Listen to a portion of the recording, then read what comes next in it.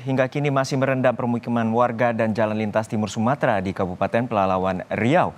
Ribuan warga atau rumah warga terendam banjir dan petugas harus menggunakan perahu untuk mengantarkan bantuan bagi warga yang terdampak. Banjir yang merendam 1.749 rumah di 5 kecamatan di Kabupaten Pelalawan Riau saat ini berangsur surut. Namun masih banyak rumah warga yang terendam banjir dengan ketinggian air hingga 100 cm. Selain itu, banjir juga merendam ruas jalan lintas timur Sumatera sepanjang 12 km dengan ketinggian air 120 cm. Akibatnya, banyak kendaraan besar seperti truk yang mogok sehingga menghambat jalur transportasi. Dengan menggunakan alat berat milik Pemda sebanyak 2 unit, yang mana untuk perjalanan dari sore ke Kerinci tadinya terganggu karena ditemukan 3 unit truk dan 1 bus mengalami kerusakan di tengah jalan. Dan saat ini penarikan dan evakuasi sudah dilakukan.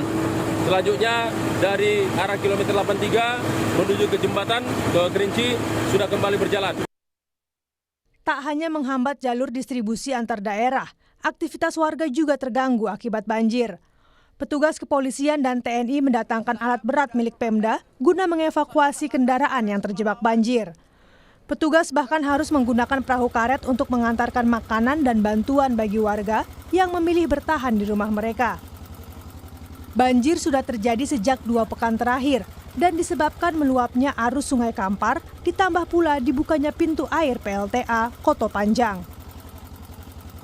Tim Liputan Kompas TV, Riau.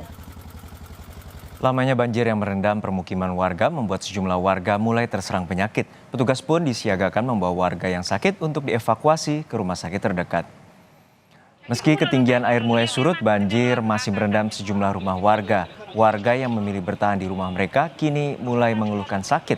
Petugas pun menyiagakan perahu karet untuk mengevakuasi warga yang sakit dan dibawa dengan menggunakan ambulans ke rumah sakit di Kecamatan Kerinci. Sementara bantuan logistik juga dikirimkan bagi warga yang terdampak banjir. Lalu apakah banjir hingga siang hari ini mulai berangsur surut? Kita tanyakan langsung pada jurnalis Kompas TV, Sawino Ardi di Pekanbaru, Riau. Sawino, sudah hampir 2 pekan banjir terjadi di Kabupaten Pelalawan, Riau. Lalu bagaimana kondisinya hingga siang hari ini?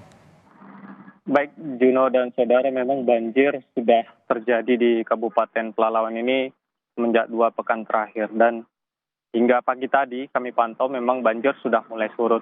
Dan pantauan di lokasi banjir saat ini ketinggiannya sekitar 50 hingga 1 meter.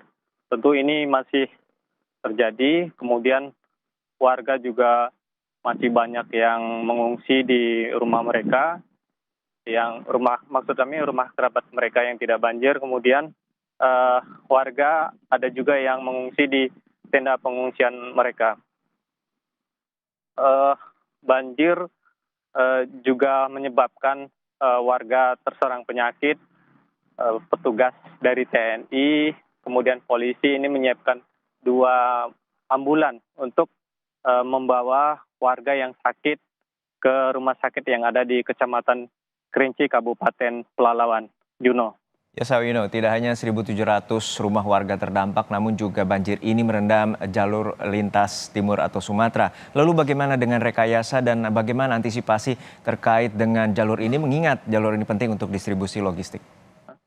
Baik, selain merendam perumahan yang ada di Kabupaten Pelalawan, banjir juga merendam di jalan lintas timur. Ini jalannya cukup panjang yang terendam banjir, ini sekitar 12 kilometer.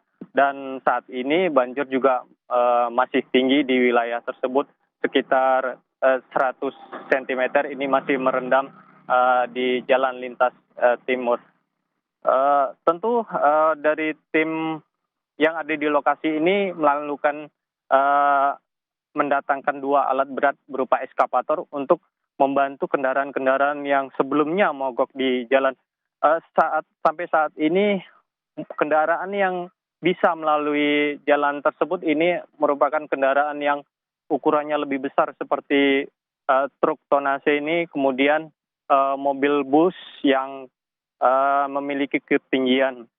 Sementara mobil pribadi sendiri sampai saat ini belum bisa melalui Namun ada alternatif jalan yang bisa untuk dilalui, ini melalui lintas tengah Sumatera.